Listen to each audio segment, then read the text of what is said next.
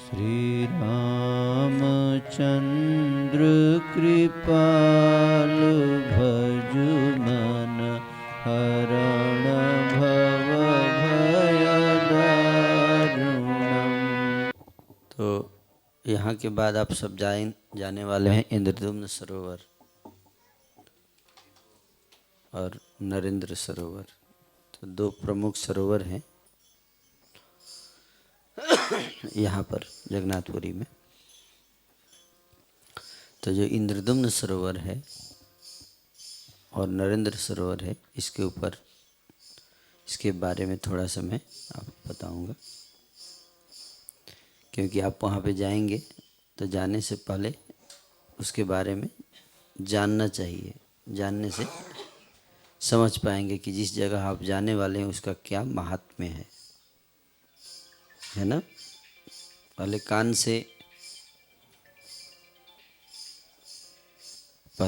से दर्शन, फिर आँख से दर्शन, है ना। तो इंद्रद्युम्न सरोवर जो इंद्रद्युम्न महाराज के नाम पे बना है। सतयुग में एक महान राजा हुए जिनका नाम था इंद्रद्युम्न। तो महाराज इंद्रद्युम्न जो थे वो उज्जैन के राजा थे। अवंती, उज्जैन को वैदिक शास्त्रों में अवंती कहते हैं। और बहुत ही धर्मज्ञ राजा थे। उनकी पत्नी जो रानी थी उनका नाम था गुंडीचा।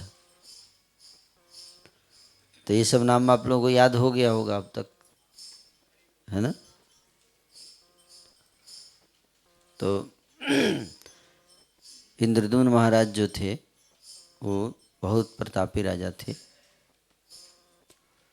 और उनके राज्य में जो है एक दिन उनके सभा में कई सारे तीर्थयात्री आते रहते थे। तो एक दिन एक तीर्थयात्री ने बताया कि मैं आ रहा हूँ कहाँ से, नील माधव से। मैंने नील माधव भगवान का साक्षात दर्शन किया है। इतने सुंदर विग्रह हैं। तो इंद्रद्युम्न महाराज चाहते थे कि वो भी नील माधव के दर्शन करें। लेकिन उस ब्राह्मण ने ये तो बताया कि नील माधव कहीं है धरती पर, लेकिन कहाँ है वो पता नहीं बताया। और ऐसा कह के अंतर्धान हो गया ब्राह्मण। तो राजा इंद्रद्युम्न को बहुत चिंता हुई। बोले कि मुझे कोई ऐसा व्यक्ति हो जो बता सके कि नील माधव कहाँ है और मुझे वहाँ ले जा सके, तो मैं भी भगवान के दर्शन साक्षात कर पाऊंगा।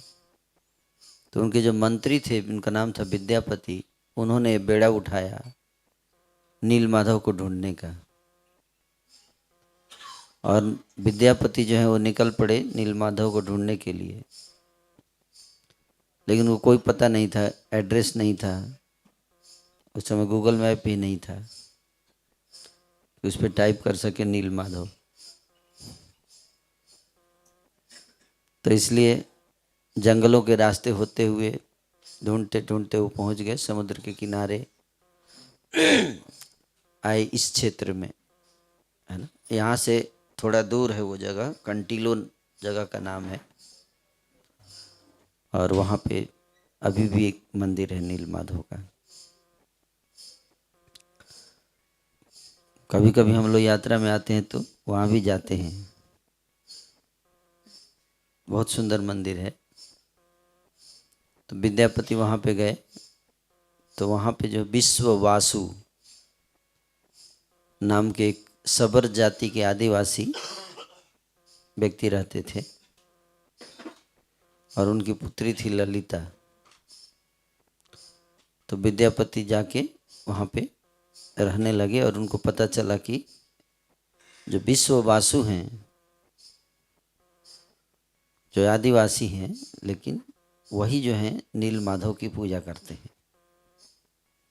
तो बहुत खुश हुए कि जिसको मैं ढूंढते ढूंढते इतने दिन से आ रहा था, आखिर उनका पता चल ही गया नील माधव का। तो उन्होंने ललिता से पूछा कि ये नील माधव कहाँ है, तो ललिता ने बताया कि पिताजी ने मना किया है बताने के लिए, किसी को पता नहीं चलना चाहिए। तो विद्यापति को बाद में उन्होंने बताया कि पिताजी जाते हैं नील माधव के दर्शन करने, उनकी पूजा करते हैं प्रतिदिन। तो फिर विद्यापति ने, इसी बीच विद्यापति और ललिता का विवाह भी हो गया। तो विद्यापति ने कहा कि तुम मेरी पत्नी हो, अगर तुम चाहो तो मेरा हेल्प कर सकती हो नील माधव को ढूंढने में। तुम्हारे पिताजी जाते हैं, वो मुझे तुम बोलोगी तो लेके जा सकते हैं। तो ललिता ने अपने पिताजी से कहा कि विद्यापति को भी आप लेके जाइए, नील माधव के दर्शन करना चाहते हैं। पिताजी ने मना कर दिया, क्योंकि उनको पता था कि नील माधव ने कह रखा था कि अगर कोई भी व्यक्ति तुम्हारे अलावा मेरा दर्शन करेगा तो मेरा आखिरी दर्शन होगा, उसके बाद मैं अप्रकट हो जाऊंगा। और विश्ववासु नहीं चाहते थे कि भगवान अप्रकट हो जाए, लेकिन ललिता जिद पे अड़ गई कि अगर आप मेरे पति को नहीं दर्शन कराएंगे तो मैं आत्महत्या कर लूंगी। तो पिता जी जो हैं वो अपनी पुत्री से बहुत स्नेह करते थे, इसलिए उनको झुकना पड़ा, है ना। बोले ठीक है, लेकिन एक शर्त पर, कि इसके आंख बंद करके ले जाऊंगा, पट्टी बांध के, वहीं पे जाके खोलूंगा ताकि इसको रास्ता का पता ना चले। बोले ठीक है।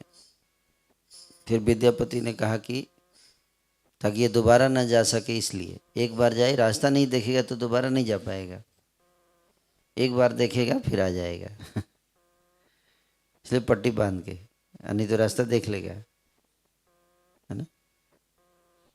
तो फिर विद्यापति ने ललिता से कहा कि नहीं, मुझे रास्ता भी देखना है ना, तो कुछ उपाय ढूंढो। तो ललिता ने बोला कि मैं आपको सरसों के बीज दे दूंगी, और जब जाना तो गिराते जाना रास्ते में, और उसके बाद बरसात का मौसम आएगा, फिर बारिश होगी तो वो बीज जो है वो क्या बन जाएगा, पौधा बन जाएगा, फिर फूल आ जाएंगे, और फिर आप जाके उसके रास्ते जाके चेक कर सकते हो, यही रास्ता था। हाँ।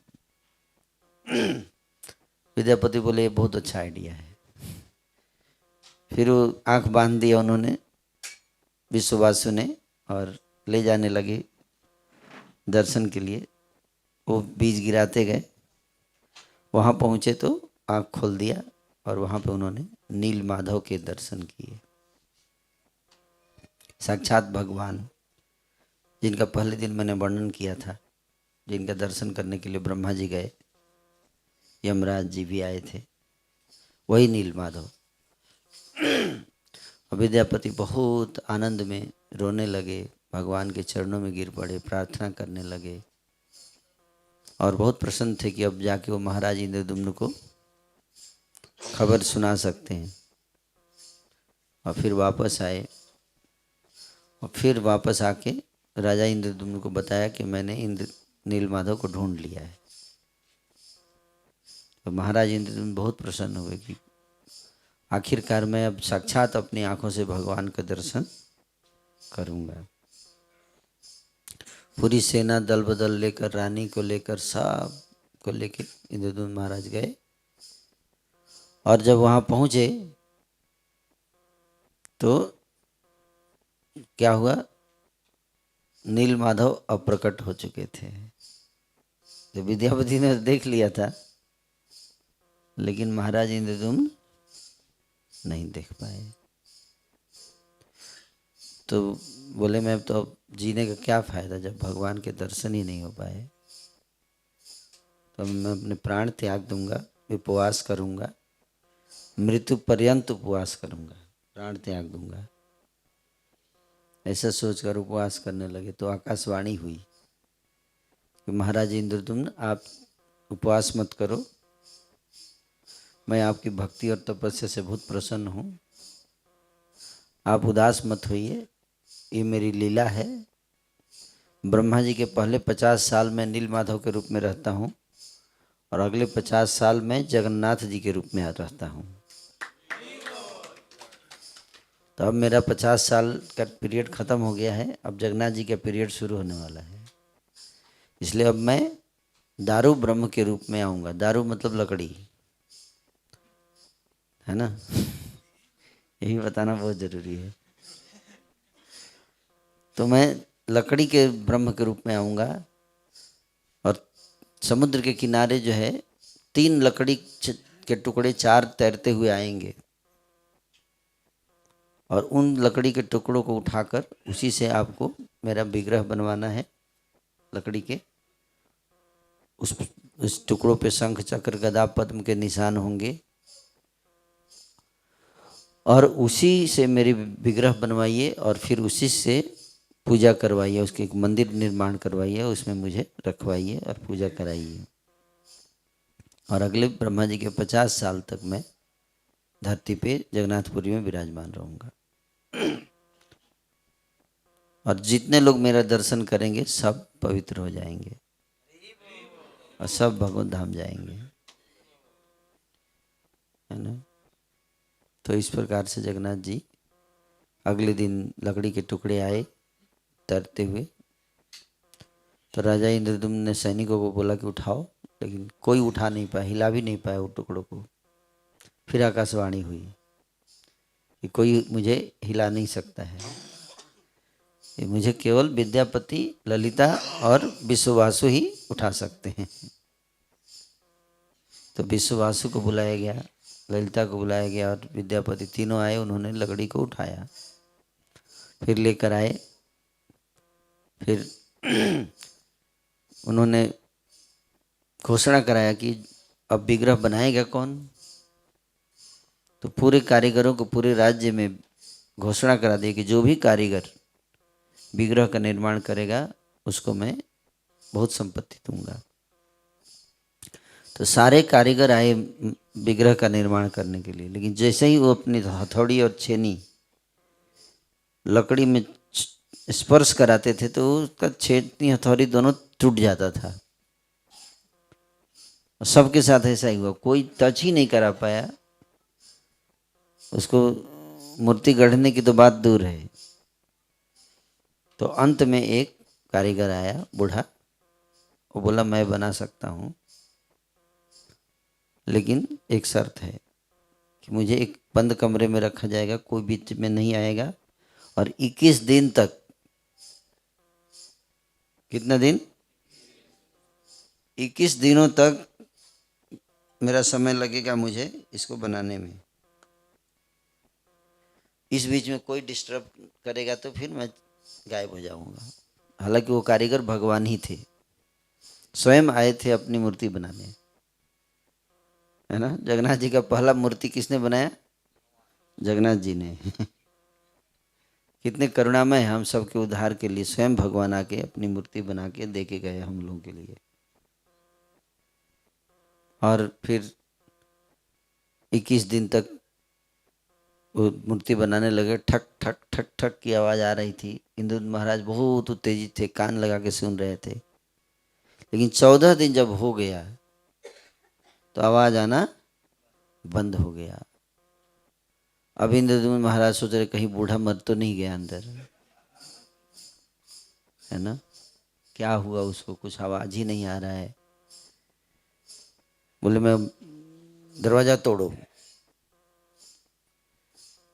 तो लोगों ने कहा कि नहीं नहीं, दरवाज़ा तोड़ेंगे बीच में गड़बड़ हो सकता है। उसने बोला था 21 दिन तक। बोले अब मेरे से बर्दाश्त नहीं हो रहा है ना।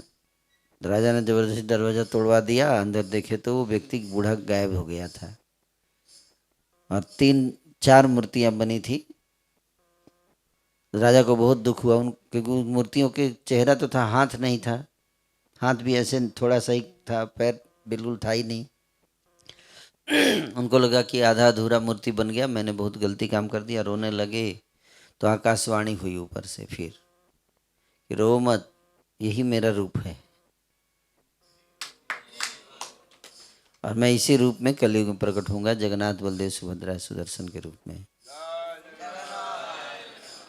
और अब तुम रोना धोना बंद करो और मंदिर, बड़ा मंदिर, विशाल मंदिर का निर्माण कराओ मेरे लिए, है ना।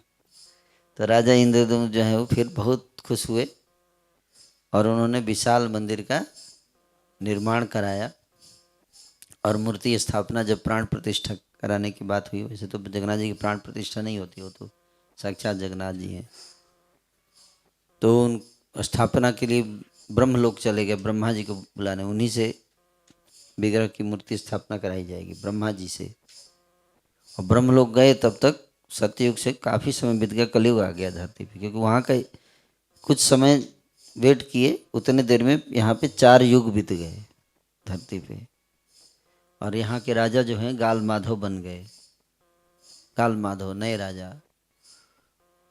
और राजा घोड़े से जा रहे थे और मंदिर भी जो बनवाया था इंद्रदुम्न ने, वो बालू से के रेत से ढक गया था पूरा। तो राजा गाल माधव जब जा रहे थे, उनके घोड़े को ठोकर लग गया और गिर गया घोड़ा। उन्होंने पता करो क्या है, पता चला मंदिर का शिखर है। उसके नीचे पूरा खुदवाया तो पूरा मंदिर निकला। राजा गाल माधव, जो खाली मंदिर था, अंदर तो कुछ था नहीं, तो गाल माधव ने फिर बोला इसके अपने कब्जे में कर लो मंदिर को। फिर वहाँ से जब इंद्रदुम्न महाराज ब्रह्मा जी को लेकर आए, तो देखिए कि यहाँ पे तो गाल माधव का शासन चल रहा है। और अच्छी बात ये थी कि गुंडीचा रानी और सब विद्यापति सब जीवित थे उस समय तक, भगवान की कृपा से। और वैसे के तो वैसे ही थे। फिर दोनों में चर्चा हुआ, इंद्रदुम्न महाराज कहा कि ये तो मेरा मंदिर है, गाल माधव बोले नहीं मेरा मंदिर है। फिर ब्रह्मा जी ने गवाही दिया, नहीं नहीं इनका ही है, जगन्नाथ जी के लिए बनाया गया था। फिर जगन्नाथ जी की स्थापना हुई उस मंदिर में, है ना। तो जो अभी आप मंदिर देख रहे हैं, है ना, ये राजा इंद्रदुम्न के द्वारा बनाया गया था। इसकी मैंने संक्षेप में आपको कथा सुनाई। तो इंद्रदुम्न महाराज ने जब जो अभी आप जाएंगे इंद्रदुम्न सरोवर, तो वहाँ पे एक नरसिंह देव का मंदिर है, आदि नरसिंह है, सबसे पहला मंदिर। जगन्नाथ जी के मंदिर बनने से पहले यहाँ मंदिर था नरसिंह देव का, जब जगन्नाथ जी प्रकट भी नहीं हुए थे, उससे पहले नरसिंह देव का मंदिर था यहाँ। इतना प्राचीन मंदिर है वो नरसिंह देव। और वहाँ पे इंद्रदुम्न महाराज ने वो जो गुंडीचा मंदिर है महावेदी, वहाँ पर 1000 अश्वमेध यज्ञ किए। और अश्वमेध यज्ञ करने के बाद जो है, फिर उन्होंने ब्राह्मणों को गाय दान में दिया। उसके लिए बहुत सारी गायें इकट्ठी की। वो गायों के दौड़ने से गड्ढे बने, और उस गड्ढे में गोमूत्र और ये सारे जो हैं एकत्रित हो गए। और उसी के कारण जो है बाद में बारिश हुई, पानी भरा, तो उससे इंद्रदुम्न सरोवर बन गया है। तो उसके बारे में यहाँ बता रहे हैं कि इस सरोवर के वहाँ पर जब आप जाएंगे, यहाँ बता रहे हैं कि उन गौओं के दान करने के पूर्व इसी स्थान पर रखा गया था, जिसके कारण उनके खुरों के प्रभाव से यहाँ विशाल और गहरा गड्ढा बन गया, जो काल क्रम में गोमूत्र और जल राशि से भर गया। तब से ये तीर्थ बन गया, जो सभी को पवित्र करने वाला है। इस सरोवर का वर्णन महाभारत के वन पर्व में भी प्राप्त होता है। जो इंद्रदुम्न सरोवर है, इसका महाभारत में भी वर्णन है वन पर्व में। पुरी के निवासी और एक घटना का वर्णन करते हैं। इस सरोवर के तट पर 4 मंदिर हैं। वहाँ जाएंगे तो आपको 4 मंदिर वहाँ पे दिखेगा। एक मंदिर है नीलकंठेश्वर महादेव का, दूसरा राजा इंद्रदुम्न का मंदिर, तीसरा गुंडीचा रानी का मंदिर, और चौथा गाल माधव का मंदिर। 4 मंदिर है वहाँ। पहला नीलकंठेश्वर महादेव, दूसरा इंद्रदुम्न महाराज का मंदिर चतुर्भुज रूप में है। तीसरा गुंडीचा रानी का मंदिर और चौथा गाल माधव। चौथा मंदिर साक्षी गोपाल का पुरातन अति सुंदर मंदिर है। एक और मंदिर है ना, पांचवा जो साक्षी गोपाल का है। और यहाँ बता रहे हैं कि बाद में इस सरोवर के चारों ओर राजा पद्म केसरी ने सीढ़ियों का निर्माण कराया और नीलकंठेश्वर महादेव के मंदिर का निर्माण करवाया था। तट पर स्थित इंद्रद्युम्न मंदिर में राजा का विग्रह चतुर्भुज रूप में है, जो उनके बैकुंठ में स्वरूप का है। बैकुंठ में जो भी जीव रहते हैं उनके चार भुजाएं रहती हैं। तो महाराज इंद्रद्युम्न बैकुंठ गए, उनकी चार भुजाएं हैं। पुजारियों का कहना है कि वे अपने बैकुंठ स्वरूप को प्राप्त हुए हैं। उसी मंदिर के सामने गुंडीचा का छोटा मंदिर है, जिसमें रानी गुंडीचा राजा इंद्रद्युम्न को देख रही हैं और कृष्ण और बलराम उनके साथ उपस्थित हैं। स्कंद पुराण में कहा गया है, इस इंद्रद्युम्न सरोवर की महिमा का गुणगान करते हुए कहते हैं कि नातः परतरम तीर्थः हेमेधांगः संभवात् इंद्रद्युम्नस्य सरस्याद वा त्रिपथगा समा। इंद्रद्युम्न सरोवर से बढ़ के कोई तीर्थ नहीं है, तो इसलिए वहाँ पे जाकर स्नान करना चाहिए आइडियली। कहीं भी आदर्श यही रहता है कि तीर्थ में स्नान करें तो ज़्यादा लाभ मिलता है, लेकिन हम लोग ज़्यादा स्नान करने को इनकरेज नहीं करते क्योंकि कई लोग डूब जाते हैं, क्योंकि बच्चों को कंट्रोल करना बहुत मुश्किल काम होता है, न उछल कूद करने लगते हैं। तो आचमन लेकर वो भी स्नान के बराबर ही माना जाता है। तो चैतन्य चरितामृत में भी इंद्रद्युम्न सरोवर का वर्णन है।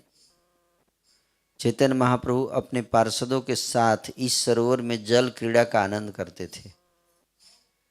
चैतन्य महाप्रभु भी उसमें क्या करते थे? जल क्रीड़ा, स्नान करते थे, पानी फेंकते थे एक दूसरे के ऊपर, है ना, हंसी मजाक करते थे। नानो ध्याने भक्त संगे वृंदावन लीला इंद्रद्युम्न सरोवरे करे जल खेला। गुंडीचा मंदिर के पास अनेक बगीचे थे और श्री चैतन्य महाप्रभु तथा उनके भक्त इन सारे बगीचों में वृंदावन की लीलाएं किया करते थे। इंद्रद्युम्न नामक सरोवर में वे जल क्रीड़ा करते थे। चैतन्य महाप्रभु स्वयं सारे भक्तों पर जल उछालते थे।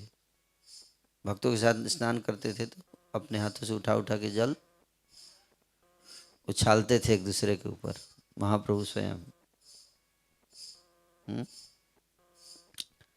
और सारे भक्त भी उन्हें चारों ओर से घेर कर उन पर पानी उछालते थे।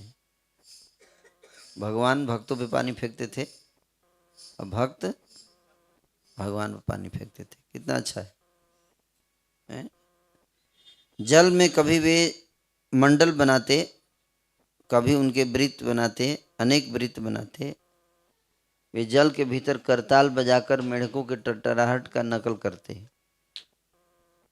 कभी दो भक्त जोड़ी बनाकर जल में लड़ते थे, है ना, दो भक्त जोड़ी बना देते थे, वो उसके आंख में मारता था और वो उसके आंख में मारते थे हंसी में, है ना। इसको कहते हैं प्रेम कलह, प्रेम में झगड़ा, प्रेममय झगड़ा। तो जोड़ी किसका किसका बनता था? तो जोड़ी जब आपस में भक्त लोग लड़ते थे उसमें एक जीत जाता और दूसरा हार जाता था, और चैतन्य महाप्रभु बहुत आनंद लेते थे लड़ता हुए देखकर। तो पहला जो खिलवाड़ जो शुरू हुआ वो अद्वैत आचार्य और नित्यानंद प्रभु के बीच। तो नित्यानंद प्रभु जो हैं वो अद्वैत आचार्य की आंख में पानी मार दिए उठाकर।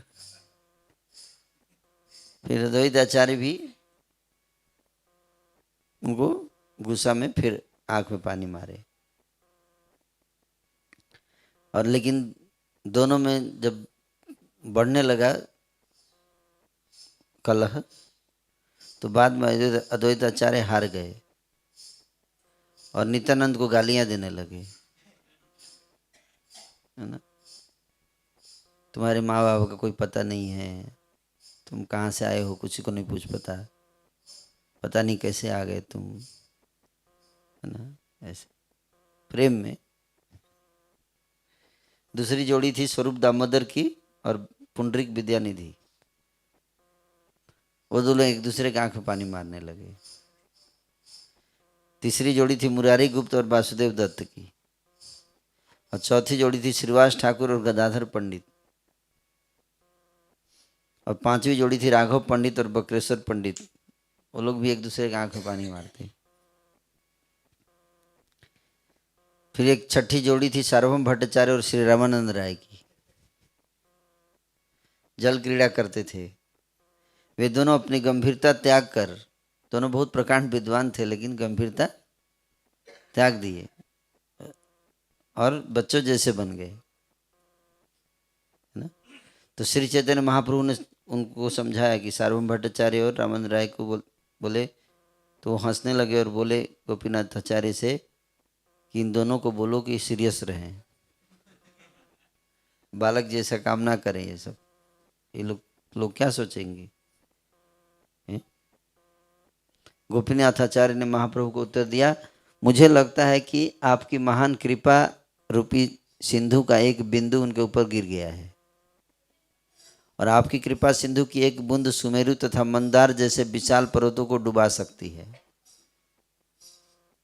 चूंकि ये दोनों महाशय लघु पर्वत जैसे हैं, अतः ये दोनों आपकी कृपा रूपी सिंधु में डूबे जा रहे हैं, है ना। भट्टाचार्य का सारा जीवन ऐसी शुष्क खली को खाने में बीता, किंतु अब आपने उन्हें दिव्य लीलाओं का अमृत पान कराया है, अब इनको मजा लेने दीजिए। निश्चय यह आपकी उन पर बहुत विशेष कृपा हुई है। इस बात को सुनकर चैतन्य महाप्रभु हंसने लगे और अद्वैताचार्य को बुलाकर उन्हें शेषनाग की सैया जैसा बनने को कहा। बोले कि तुम शेषनाग बनो, है ना। हरे कृष्णा। तो शेषनाग बन के ऐसे लेट गए जल में और महाप्रभु उनके ऊपर लेट गए। जैसे महाविष्णु लेटे रहते हैं, शेषनाग वैसे जाके लेट गए महाप्रभु उनके ऊपर, है। कुछ काल तक इस प्रकार से जल क्रीड़ा करने के बाद श्री चैतन्य महाप्रभु अपने भक्तों के साथ आई टोटा नामक अपने स्थान पर लौट आए। तो ये लीला हुआ कहाँ, इंद्रद्युम्न सरोवर में। और जब गुंडीचा मंदिर मार्जन हो रहा था, सफाई, तो जल कहाँ से आया था, इंद्रद्युम्न सरोवर से ही। इंद्रद्युम्न सरोवर से ही घड़े में जल भर भर के लाके साफ करते थे। तो अभी हम लोग वहाँ पे जाएंगे और भक्त लोग उसमें स्नान भी किए बाद में इंद्रद्युम्न सरोवर में। तो इस प्रकार से इंद्रद्युम्न की सरोवर की कथा आपको बताई गई, याद रहेगा। उसका नाम इंद्रद्युम्न क्यों पड़ा, इंद्रद्युम्न सरोवर, हाँ, राजा के नाम पे, इंद्रद्युम्न महाराज के नाम पे। दूसरा सरोवर है श्री नरेंद्र सरोवर। तो नरेंद्र जो नाम है वो भी इंद्रद्युम्न जो है राजा थे, राजा को नरेंद्र बोलते हैं। तो इंद्रद्युम्न महाराज के नाम पर ही इसका नाम पड़ा नरेंद्र सरोवर। इसको चंदन पुखुर भी बोलते हैं। पुखुर मतलब सरोवर, पोखरा। तो चंदन पुखुर क्यों बोलते हैं, क्योंकि चंदन यात्रा वहां पे 21 दिन तक होती है। अक्षय तृतीया के दिन शुरू होती है और 21 दिनों तक, अभी अप्रैल के महीने में रोज चंदन यात्रा होती है। चंदन यात्रा में क्या होता है, बोट फेस्टिवल। क्या, बोट फेस्टिवल 21 दिन तक। तो उसमें किसको बोट पे चढ़ाया जाता है, मदन मोहन। जगन्नाथ मंदिर में मदन मोहन जी के विग्रह हैं, कि जगन्नाथ जी तो केवल साल में एक बार निकलते हैं, तो उनके बिहाफ पर मदन मोहन जी निकलते हैं। तो पालकी से बैठकर मदन मोहन जी, लक्ष्मी जी और सरस्वती जी, ये तीनों एक पालकी पर बैठकर, और दूसरी 2 पालकी होती है, दूसरी पालकी पर 5 महादेव, उनके मंत्री हैं महादेव। राजा है मदन मोहन और मंत्री महादेव। 5 महादेव हैं यहाँ पे। ये पांचों महादेव जो हैं वो दूसरे उस पर बैठ जाते हैं और फिर ये लोग कहाँ जाते हैं? 5 महादेव का नाम बताया है। लोकनाथ महादेव, यमेश्वर महादेव, कपाल मोचन महादेव, मार्कंडेश्वर महादेव और नीलकंठेश्वर महादेव। ये 5 महादेव फिर वहाँ तक आते हैं पालकी पर बैठकर सरोवर तक। फिर सरोवर में फिर नाव पे बैठ जाते। 2 नाव होता है, एक नाव पे राधा मदन मोहन और एक लक्ष्मी जी और सरस्वती जी, और दूसरे नाव पे महादेव। और फिर क्या करते हैं? जल में बोट फेस्टिवल, पूरे सरोवर में घूमते हैं और तट पर बैठकर भक्त लोग कीर्तन करते हैं, है ना, ऐसे। तो महाप्रभु जो हैं जब यहाँ पे निवास करते थे तो उस समय भी, है ना, वहाँ पे कीर्तन होता था। तो यहाँ बता रहे हैं कि और उसके बीच में एक मंदिर भी है, सरोवर के बीच में एक मंदिर भी है, वहाँ पे भगवान जाके बैठते भी हैं। तो भगवान राजा है ना, सारी सृष्टि के राजा है, तो राजा जैसा नौका विहार लीला करते हैं, है ना। तो उसी सरोवर में महाप्रभु के अपने पार्षदों के साथ स्नान भी करते थे। तो 2 सरोवर में महाप्रभु स्नान करते थे, नरेंद्र सरोवर और इंद्रद्युम्न सरोवर। आप लोग भी कर सकते हैं, बट आचमन ही कर लीजिएगा क्योंकि रिस्क नहीं लेना है। श्री चैतन्य महाप्रभु का नवद्वीप वासियों से मिलन वहीं पे होता था। जब नवद्वीप के निवासी आते थे तो नरेंद्र सरोवर पर ही महाप्रभु जाकर उनको स्वागत करते थे स्वयं, है ना। और ऐसा कीर्तन होता था, नवद्वीप के वासी महाप्रभु अपने हाथों से उनको माला पहना के स्वागत करते थे सब। और भक्त लोग भी महाप्रभु का दर्शन करके आनंद में रोने लगते थे, एक दूसरे को गले लगाते थे। इतना आनंद, नवद्वीप वासी और पूरी निवासी नीलाचल वासी दोनों भक्त आपस में जब मिलते थे तो वो आनंद का वर्णन चैतन्य भागवत में किया है। मेरा लेक्चर आप लोग सुन सकते हैं, है ना। वो बहुत विस्तार से मैंने बताया है, उसमें यूट्यूब पे अवेलेबल है चैतन्य भागवत में। तो नरेंद्र सरोवर पर ही मिलन होता था और जबरदस्त संकीर्तन होता था, है ना। और फिर चैतन्य महाप्रभु अपने पार्षदों के साथ चंदन यात्रा के दौरान नरेंद्र सरोवर में स्नान भी करते थे और जल क्रीड़ा करते थे। वैसे ही जल क्रीड़ा जैसे कि पिछली बार बताया मैंने, इंद्रद्युम्न सरोवर में किया है।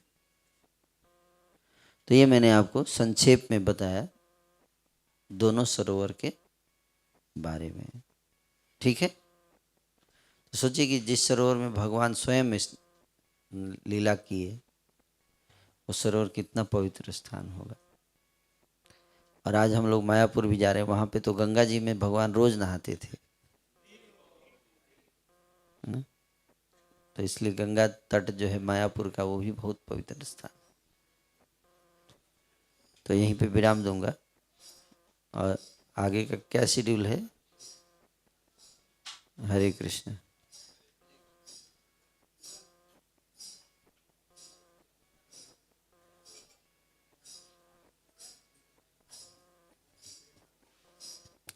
तो नरेंद्र सरोवर के तट पर गदाधर पंडित श्रीमद् भागवत कथा भी करते थे और महाप्रभु, नित्यानंद प्रभु, अद्वैताचार्य सब बैठकर सुनते थे उनसे भागवत,